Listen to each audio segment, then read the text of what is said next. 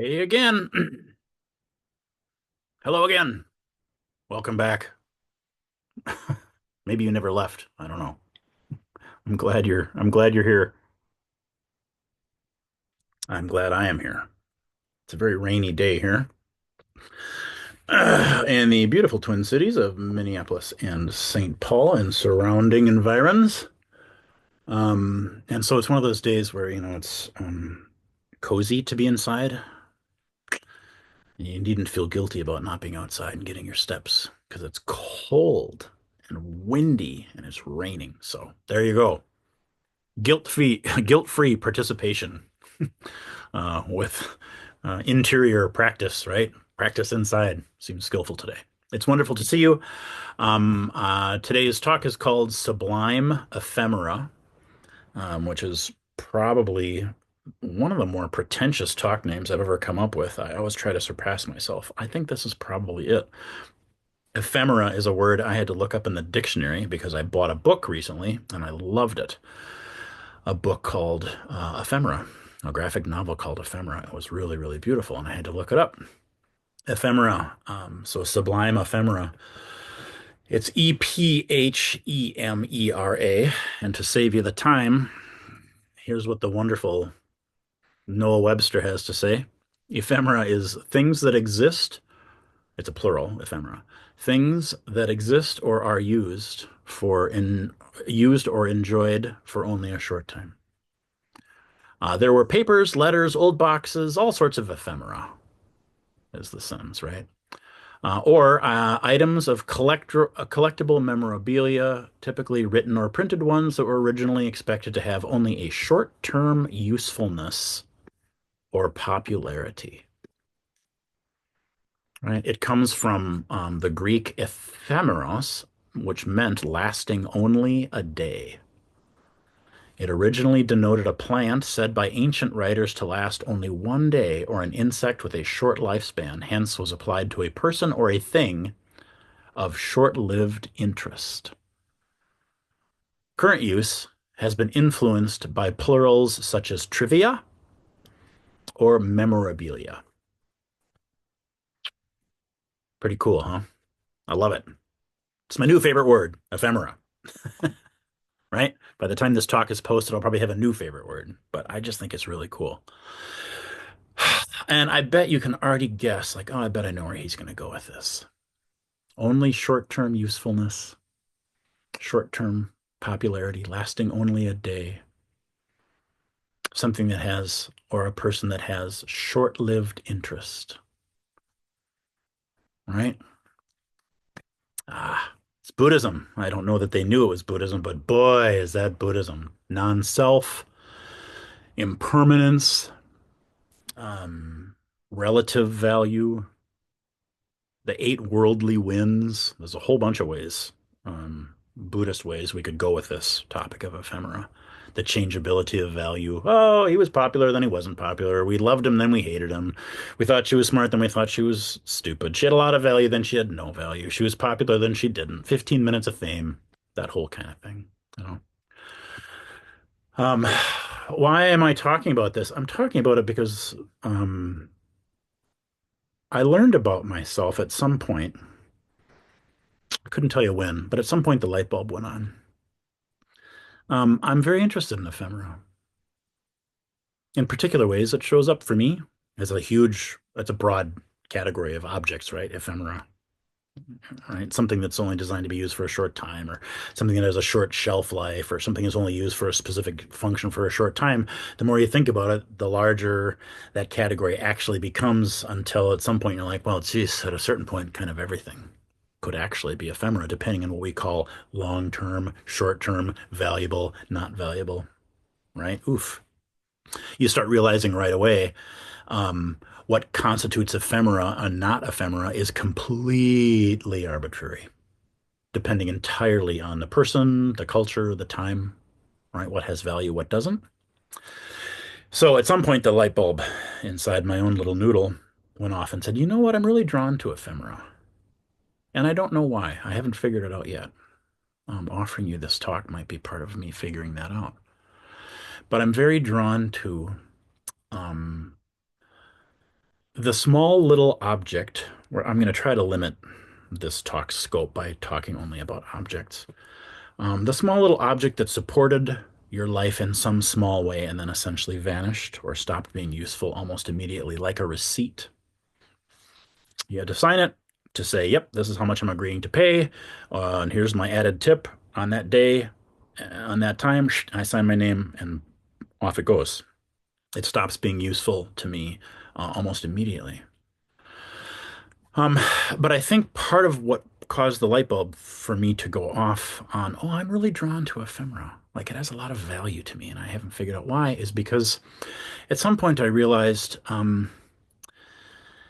the receipt that I accidentally kept that fell into the bottom of the bag or fell into the luggage or ended up getting stuffed in a pocket and you discover it again, 9 months later when the winter's over and you put those pants on again or whatever that thing is, becomes a symbol, an object that represents an experience, represents a person. And all of a sudden, the receipt is like, oh, that's who I was with on that day. I remember that. And that's the place I was. This is what I ordered. This is part of the experience that I had, right? This is the money I spent. This is how I signed my name. And probably because I've been practicing Buddhism for a long, long time, and you kind of start to think like a Buddhist, I guess. I don't know what that would even mean. But you start thinking in terms of impermanence. You start thinking in terms of interconnectedness. You start thinking in terms of emptiness and non-self, that you're like, wow, in order for this receipt to have been crumpled exactly the way it was and put into my pocket exactly how it was, it had to have been handed to me by, the server who had to have gotten it out of the machine. And that machine must have been, you know, serviced by someone, and the ink must have come from someplace. And the food that I ate that year or that day that was recorded on that receipt must have been made by someone, which means it must have been grown by someone. And you can feel where this goes, right? We start thinking in terms of, oh my God, this receipt is connected to everything everywhere forever. It's actually not separate, not separate, which also then means not valuable or invaluable, not permanent or impermanent, really. It's connected to everything. It immediately is just a participant in this, in the thing, the great thing, the unfolding, right? Wow. Suddenly, ephemera um, becomes of enormous importance, also enormous not importance. But you start realizing, oh, the Parthenon in Greece is actually not objectively any more valuable than my receipt for coffee and a pastry at Lake Avenue Restaurant in Duluth, Minnesota. It's equally connected to all things. It's equally impermanent, meaning in 10,000 years it won't be there. In a million years it won't be there. 200 years ago it wasn't there. 10,000 years ago it wasn't there. Whatever. All of it's going, going, gone. And none of it's going, going, gone because nothing goes anywhere. Can you sort of feel it, right? So the reason I'm fascinated, I think, by ephemera, probably because there's a strong emotional, there's probably an emotional arising in me. I find it, I find these small little pieces that touch people's lives to be evocative, probably because they are so small and they become so like approachable. They don't pretend to be grand or large. It isn't the Mona Lisa, right? It's a receipt. And because they're oftentimes overlooked, they become an object that represents experience that I missed. Was I present for that coffee and that pastry in Duluth? Was I? Do I remember the server's name? Do I remember what I smelled while I was waiting for the coffee to arrive? Do I remember the drive up there? Do I remember how it felt to have my foot on the pedal? That pressure, pushing and releasing. Do I remember that? What is that part of?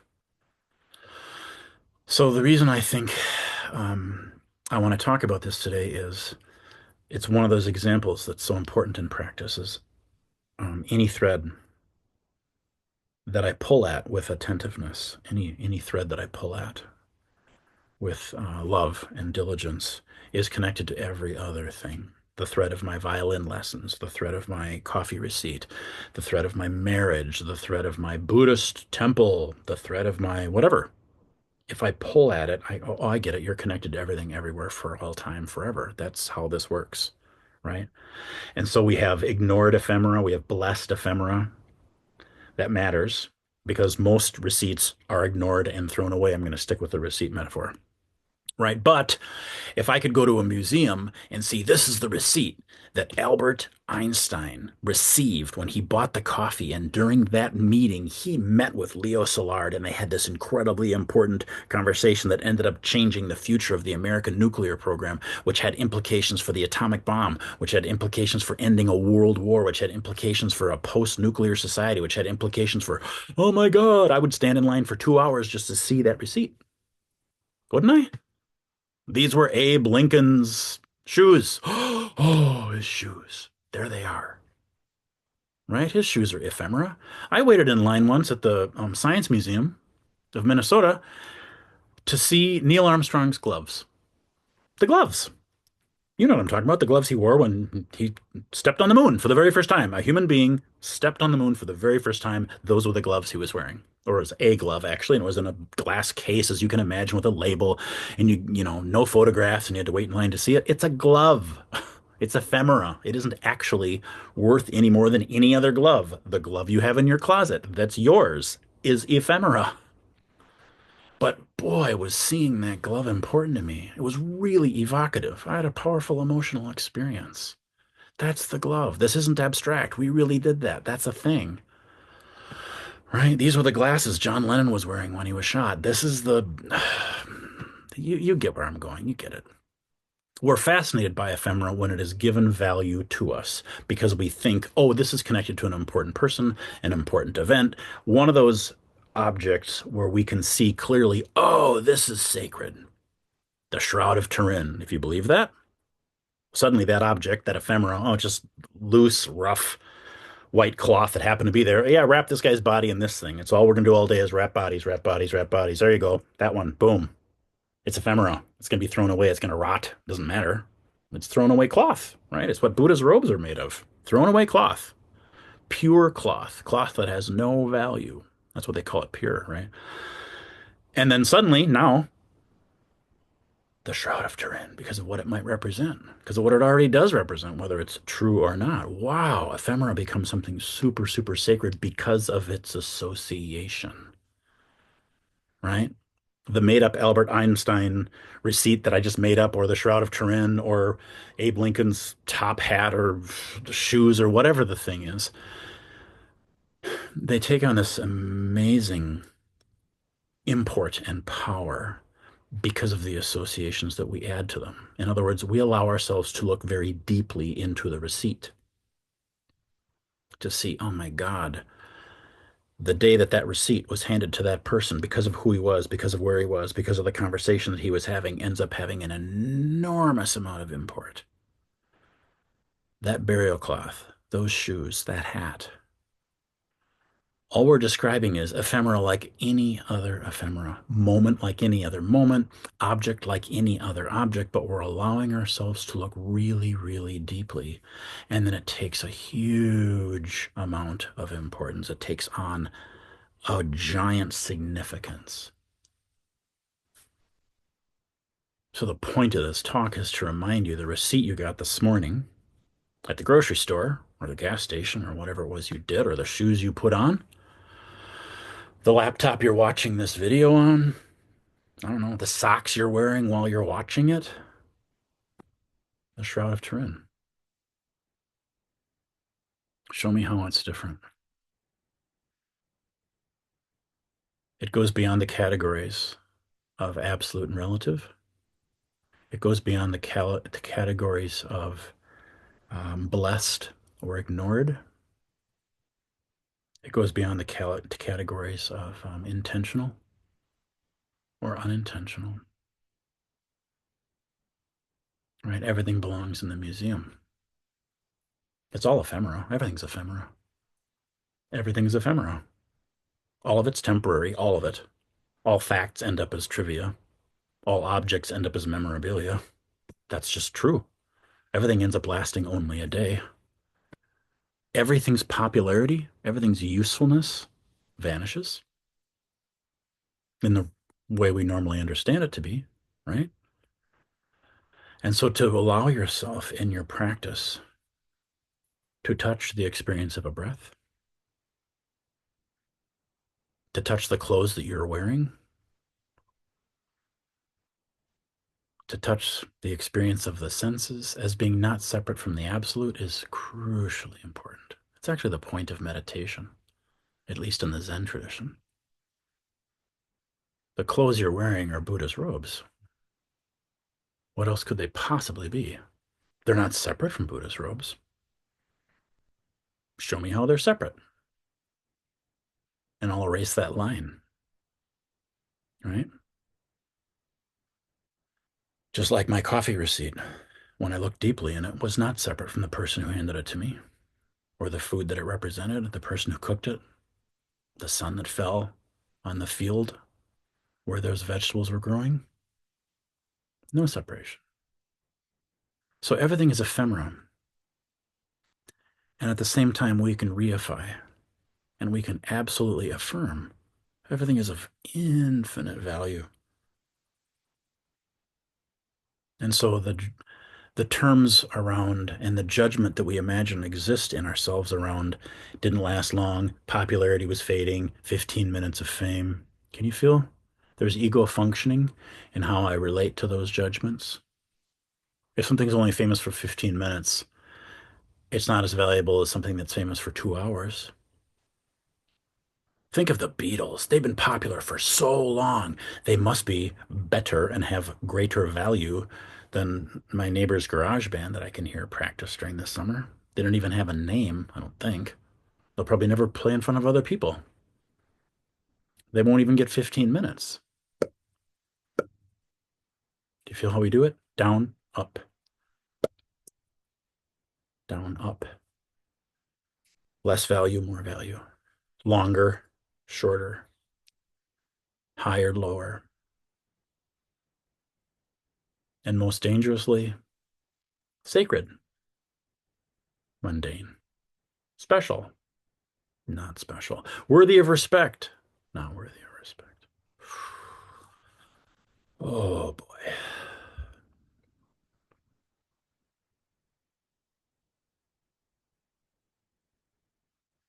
Here's a quote I found on social media, and I really tried to find who wrote it, and I couldn't. It was posted as an unknown, and it was probably reposted 3 times by the time I saw it, so I wish I could credit the person that said this. You'll understand what what she's going for, what they're going for. I mean this completely seriously, but a cup of coffee can save your life a little. A shower can save your life a little. Making your favorite meal can save your life a little. Little things actually add up to really big things in the long run, if you let them. The secret to surviving every day is infusing a little bit of magic into the mundane. Isn't that nice? That's wonderful. That feels very much like Zen practice to me. That feels very much like awareness practice, contemplative practice, mindfulness practice, whatever we feel like labeling what we're doing, whatever we feel like labeling that today. What a wonderful expression of that. I like the evocative language of coffee can save your life a little. That's cool. That's a great phrase, isn't it? Save your life is so big, and then little, because it's only as big as coffee, right? And at the end, even the use of the word magic, it's not magic, but I like the word magic because it reminds us anything seen deeply is sacred. See the receipt deeply, and ephemera starts being sublime. It's connected to everything, everywhere, for all time. It's even beyond the categories of permanent and impermanent, because it's infinite, because it's now. It saves our life a little, doesn't it? The cup of coffee, the favorite meal, the shower, the receipt seen deeply. All our practice really is, especially Zen, is what's the thing you're doing right now? Can you pay attention to it so deeply and in such a way that it shows itself to be sublime ephemera? Of course, it's ephemeral. Whatever it is you're doing right now, you're sweeping, you're answering your emails, you're getting another Kleenex, you're washing your car, whatever. It's ephemera. It's some little thing. It's just a thing, right? And at the same time, when you go all the way in, you think this is it. This is the dynamic functioning of the cosmos, of enlightenment, of all things. This is the dynamic functioning. This is it. Outside of past, outside of future. This is it. The sublime even falls away if you wanted to. I've just saved my life. What I love about this invitation, folks, is that ephemera, the way we normally use the word, is everywhere. Your house, your apartment, your condo, your townhome, your dorm room is filled with ephemera. Look around. It's lint at the bottom of your pocket. It's whatever's in the bottom of your shoes. It is the receipt. It's the brochure that the person on the street corner handed you and you took just to be polite and folded it in half and put it in your bag. And you go, what is this? Oh, some sort of workshop they're having downtown and they're offering us 10% discount, blah, blah, blah. Whatever that thing is, right? The textbook you're needing to read for the class you're in right now. Your wedding ring. Yeah, of course it's all ephemera. And each one of those moments of apprehension, my hand is just that much heavier because I'm wearing the ring. Can I feel the difference? Oh, yeah. I can go so deeply into the experience of the moment that there's no separation between me and eternity. Of course. How could there be? There never was any. This is the this is the invitation of practice. Every moment is a moment worth paying attention to because it opens into the absolute, right?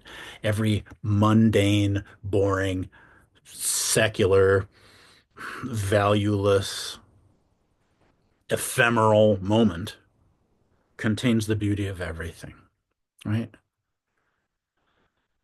And so the invitation to pay attention to our lives, to infuse it with that moment of, oh my God, it's magic. Oh, I've just saved my life a little, right? The coffee doesn't save your life unless you pay attention to it. The shower doesn't save your life unless you pay attention to it. The favorite meal doesn't pay attention or doesn't save your life unless you pay attention to it. Can you feel the invitation of that social media quote? What it really was if you pay attention to coffee, you've saved yourself. If you pay attention, thank you, timer. If you pay attention to your shower, think of that. It saves your life. Paying attention to something saves it.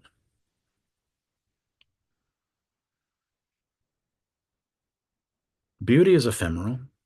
It's an experience. And transiency, impermanence, is the essence of beauty.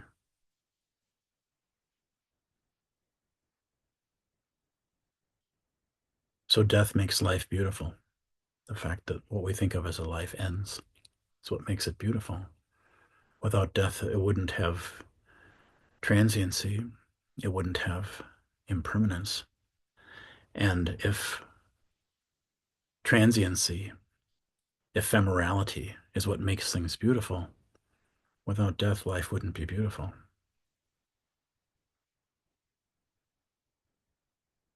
If life wasn't beautiful, would it be bearable? I'm not sure it would. If beauty is what makes life bearable, then death is what makes life bearable. Death saves our life a little, just like the coffee, the meal, the shower, the receipt, the shoes.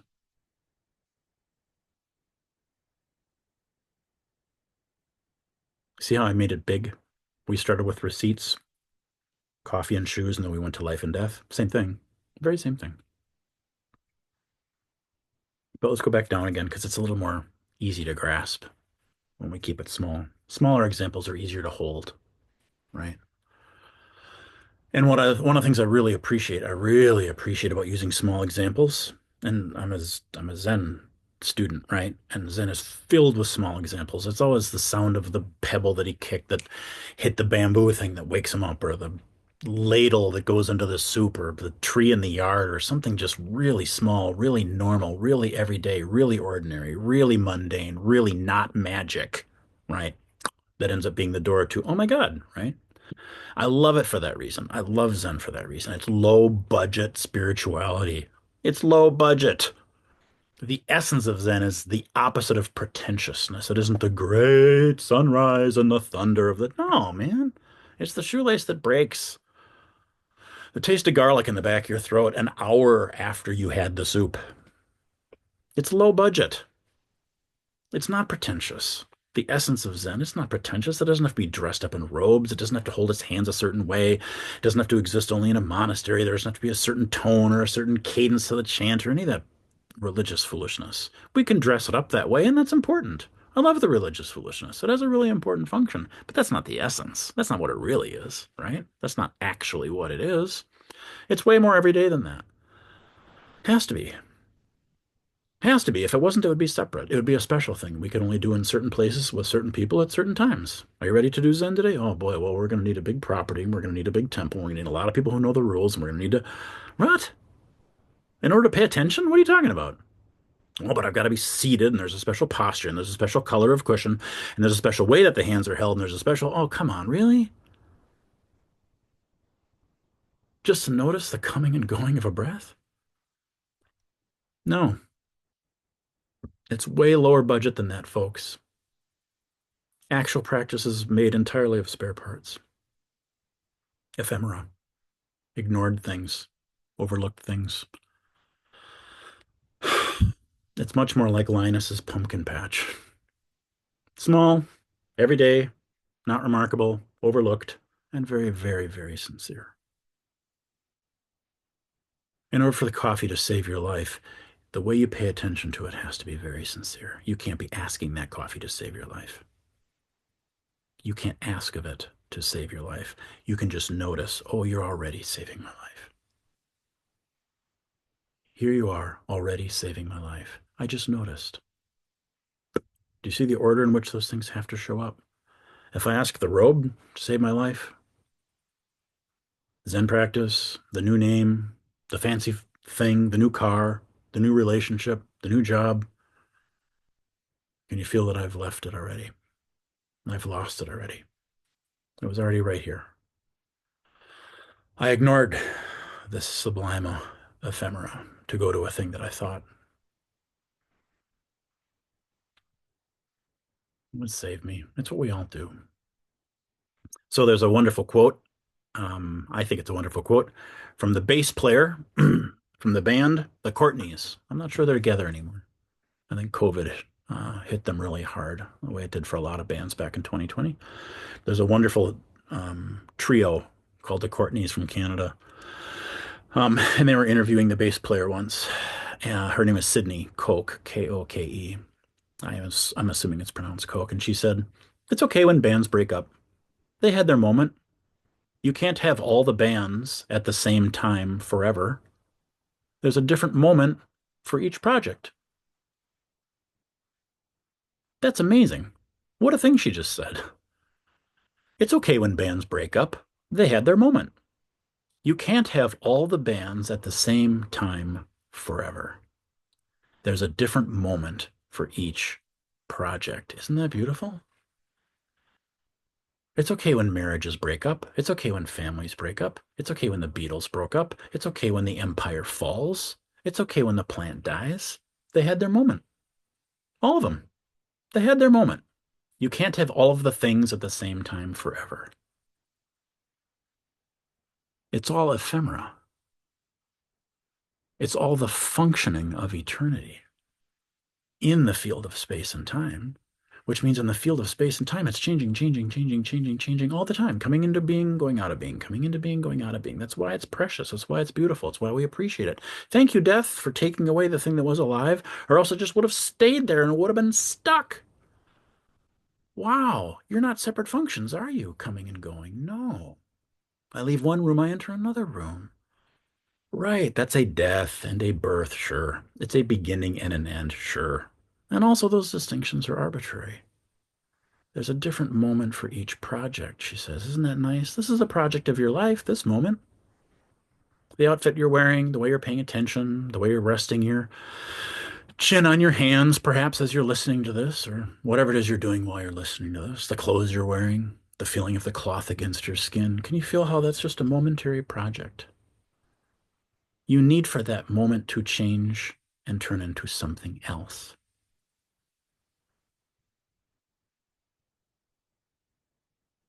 It's okay. Isn't that nice? That moment had its space. It came into being and it went out of being. You couldn't have all the moments at the same time forever. I hope what your practice does is help you see when you look around how perfectly every project expresses and matches the moment. Every leaf, the way it's turning, right? The way the dog is sniffing the tree, the way your phone goes ding when you get the notification. Each of those, can you see how perfectly they fit? All those individual little projects, how perfectly they fit. All of it just fits right into the space around your life. They arise together, don't they? The arisings and the goings away. Perfectly. Ding. That's exactly how long you needed that notification tone to last. That's exactly the length of time you needed it to last. Its birth and death were so quick from your perspective. They were eternity. They were eternity, just like the sound of the crow or the tree leaf or the breaking shoelace. They're all eternity. But isn't that nice when you see the dynamic functioning, how seamlessly it functions? So I'll wrap up. What's our takeaway? Everything is ephemera. It's all small. It's temporary. It's going, going, gone.